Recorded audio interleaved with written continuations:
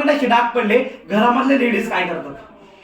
याच्यावर डाग पडले तर पाणी झालं की साफ करलं, पाणी टाकतात, डायरेक्ट धुवून टाकतात. जशी लहान बाळा आंघोळ घालतात तशी घरामधले लेडीज काय करतात? ते शेगडीची डायरेक्ट आज आंघोळ करतात. ते मग शेगडी तुम्हाला वरतून स्टीलची दिसते, याच्यामध्ये बघा मध्ये पण 2 पार्ट दिलेले आहेत. हे 2 पार्ट कसे तुम्हाला सांगता येतील का?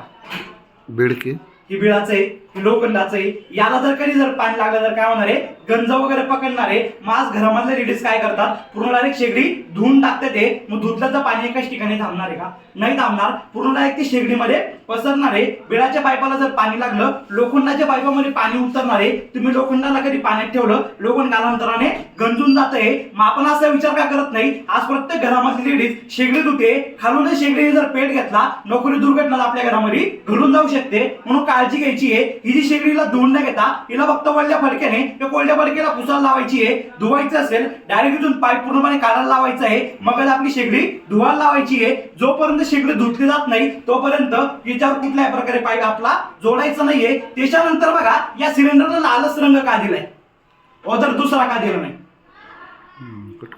एकच कलर का दिलाय? भारत HP तिकीट टाक्यांना डेंजर झोन आहे, बरोबर आहे का नाही? मग ही वस्तू आपल्याला कोणी प्रोव्हाइड केलेली?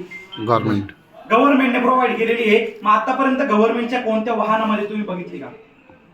बस, रेल्वे, एरोप्लेन बघितली कधी? नाही बघितली. ही स्फोटक पदार्थ आहे. या हंडी कधी पण धागाबाटका आपल्या घरामध्ये करू शकते. त्याच्यानंतर गव्हर्नमेंटने याला एक जिवंत इंटरनॅशनल बॉम्ब म्हणून सुद्धा घोषित केलेलं आहे. मग गव्हर्नमेंटच्या हंडी असून गव्हर्नमेंट कधी स्वतःच्या ताब्यामध्ये घेत नाही. मग आपण कुठं आणून ठेवलेली? डायरेक्ट घरात आहे. 24 तास पूर्णपणे आपलं संपूर्ण कुटुंब याच्यानुसार वावरतंय. मग आपणच प्रत्येक गोष्टीमध्ये सुरक्षा बघतोय. आपण आपल्या घरामध्ये असा जिवंत इंटरनॅशनल बॉम्ब आणून ठेवलेला आहे. मग आपल्याकडे सुरक्षा म्हणून काय आहे का? आहे काहीच नाहीये. भविष्यामध्ये विज्ञानाने काय प्रगती केलेली आहे याच्या संदर्भात तुम्हाला थोडक्यामध्ये माहिती सांगणार आहे. आतापर्यंत डिव्हाइस कोण कोण वापरते? गॅस सेफ्टी डिव्हाइस बघितलंय कधी? आपण ही जी वस्तू आहे ना, ही वस्तू आपण सर्वांनी बघितलेली आहे. तुम्ही कधी मोठे मोठे हॉस्पिटलमध्ये गेलेत ना, ऑक्सिजन सिलेंडरला कंपल्सरी मशीन फिटिंग झालेलं आहे. त्याच्यानंतर गव्हर्नमेंटची जी पाईपलाईन आलेली आहे त्याला सुद्धा मशीन आपलं कंपल्सरी फिटिंग होऊन आलेलं आहे. आणि ज्या कासवाच्या गावामध्ये स्फोट झाला होता, आम्ही त्या गावामध्ये आतापर्यंत 1450 ते 1500 मशीन डोर टू डोरला बसवलेले आहेत. या नॉबला बसवणं सोप पद्धती काय करायचंय, याची फक्त काळी रिंग पाठीमागं ओढायची आहे, नॉबला व्यवस्थित टेकवायचंय, रिंगची व्यवस्थित प्रेस करायची आहे. खटासा आवाज येतोय, आवाजाला समजायचं आपलं मशीन पूर्णपणे व्यवस्थित बसून गेलेलं आहे. आपण जर कधी घरामधलं रेग्युलेटरचं बटन जर चालू केलं तर आपल्या घरामधला गॅस सप्लाय चालू होतो का बंद होतो? चालू होतो. आपण बघा इथं डिव्हाइसचं बटन चालू करतोय, मग आपण इथं लायटर मारतोय, पेटतंय का?